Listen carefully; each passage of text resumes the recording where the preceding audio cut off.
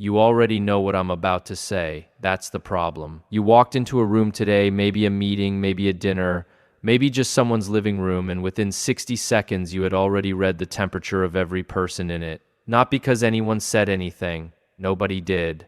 It was the way two people weren't looking at each other. The laugh that came out half a second too late. The smile that used the right muscles but started in the wrong place. And the wildest part, you couldn't stop yourself. You weren't trying to analyze anything. Your brain just finished before you even got your coat off. Most people would call that a gift. You've probably started to wonder if it's something else entirely. Welcome to Decoded Psychology, where we don't just explain human behavior, we get underneath it. If your mind has ever felt like a room where every light is on and no one can find the switch, you're exactly where you need to be. Let's start where this actually starts. Not with the trait, but with the origin.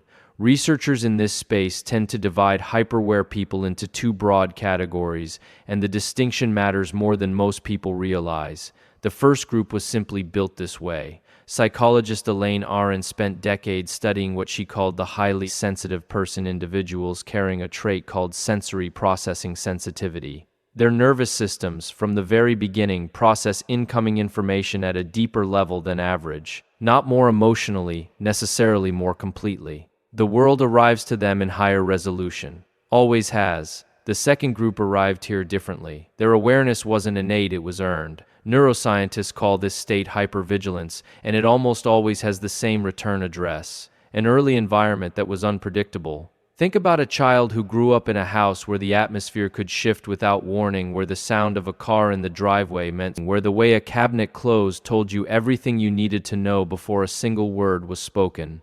That child couldn't afford to be caught off guard, so they became a sensor. They learned to read silence like other kids learned to read books. Biologically, what happened inside that child is this. The amygdala, the brain's threat detection system, was firing so consistently that it essentially rewired the neural architecture around it.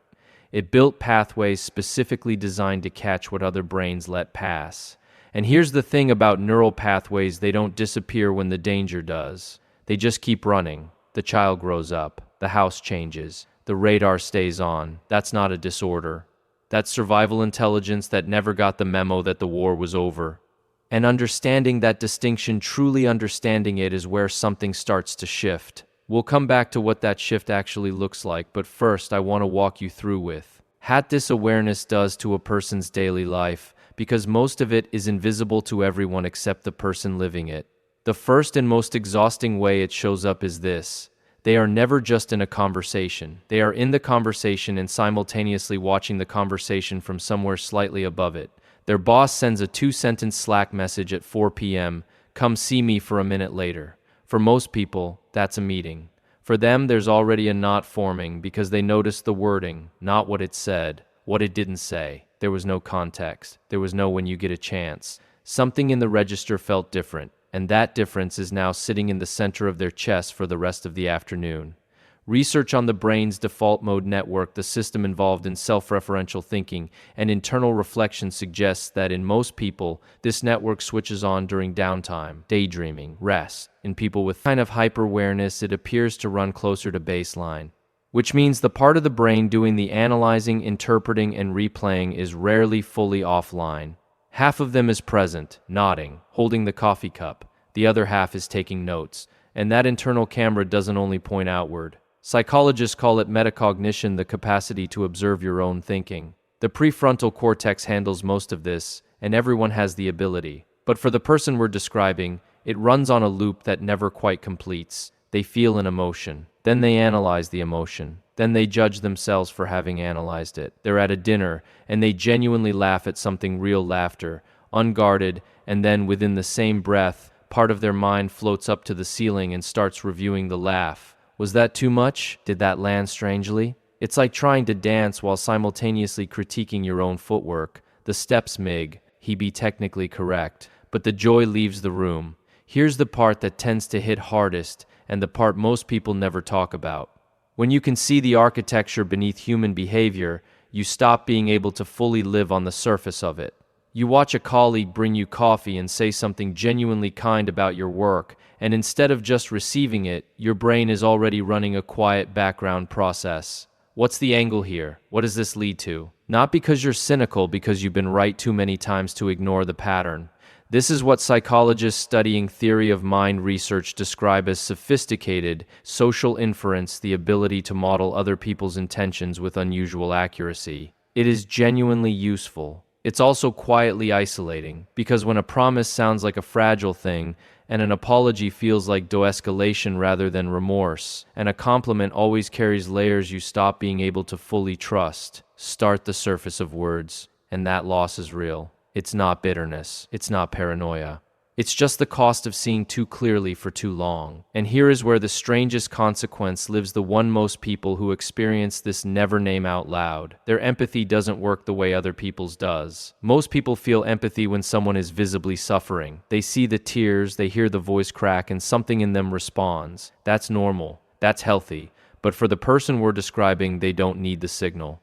They walk into a room and they already know that the two people by the window have been quietly in conflict for a week. Nobody said anything. The room didn't shift. They just felt it. Neuroscientist Vittorio Gallis's research on mirror neurons offers one window into this. The neural systems that activate in response to other people's emotional states fire strongly in these individuals to the point where other people's emotional weather becomes their own. Someone on the bus is anxious and their pulse rate responds. A friend describes a painful ending, and that pain stays in their body for days after the conversation is over. They become the emotional regulator for every room they enter. People are drawn to them for it. They feel understood in their presence, held by it.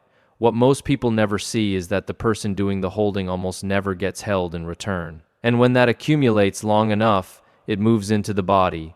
Research on interoception, the brain's ability to sense and interpret its own internal signals, processed largely through the insular cortex, suggests that hyperaware individuals tend to have unusually sensitive interoceptive systems. A cup of strong coffee slightly accelerates the heart. For most people, that registers as alertness. For the overly aware nervous system, the brain scans that faster heartbeat, cross-references it against every previous experience of rapid heart rate, and begins issuing warnings that have nothing to do with the coffee.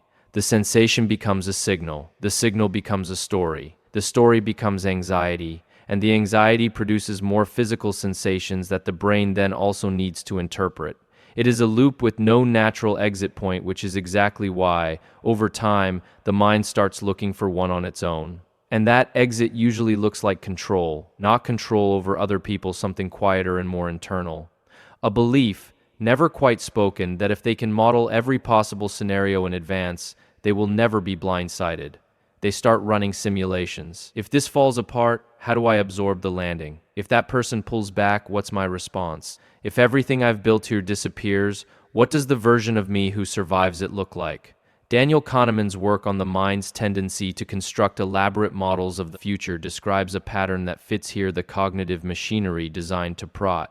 Ectus can, under the right conditions, become so active that it begins consuming the present in order to prepare for a future that may never arrive. That is where presence goes. That's the quiet theft. So what do you actually do with this? You can't remove the awareness. You wouldn't want to, not really. What you can do is stop carrying everything the awareness hands you. People who've worked through this in therapeutic settings and in the research around cognitive reappraisal and emotion regulation tend to land on something like 3 principles that genuinely reorient the relationship to their own minds. The first, not every silence is a message addressed to you. If someone replies slowly, they may simply be tired. If a coworker passes you without a word, maybe they're somewhere in their own head. The awareness will notice. You get to decide whether to carry it. The second, not every emotion requires an immediate interpretation. Anxiety appears. You notice. Instead of launching the analysis, you simply say, even just internally, there's that feeling again. You observe it without turning it into evidence of something. Most of the time, it passes on its own. The third, not every insight is yours to act on. You may see someone's vulnerability clearly. That doesn't make you responsible for it. You may read a situation with accurate science. Sometimes the most intelligent response is to let it be. When people with this kind of awareness learn to carry it differently, something genuinely changes. Not the awareness itself that doesn't leave. It matures. It softens around the edges. They still walk into rooms and read them accurately, but they stop treating every reading as an emergency dispatch. They can feel the weight in a conversation without absorbing it. They can see the backstage of human behavior without losing the ability to enjoy the performance. The shift is from using awareness to predict to using awareness to be present, from bracing against the future to existing inside the moment. It's not a dramatic transformation. It's quieter than that. One afternoon, they're sitting somewhere ordinary, sunlight on a window, a decent cup of something warm, and they notice they're not analyzing it, they're just in it. And that, for someone who has spent years living slightly outside their own life, is not a small thing. The world doesn't get simpler. People don't get less complicated. The light in their mind doesn't go out. It just changes quality. From a searchlight scanning for threats to something warmer, something that illuminates rather than interrogates, something that can finally be turned on themselves. If you recognized yourself somewhere in this, leave a comment with the sign that felt most like your life. You're not the only one, and the depth you carry isn't something to correct. It's something to understand. If this video gave you something real, press like and pass it to someone who might need it. Edit today the person in your life who always seems to understand everyone else and almost never gets understood in return. Subscribe to Decoded Psychology, because next week we're going into something that changes how you understand every relationship you've ever had, and walking away before it ends would be a very specific kind of mistake.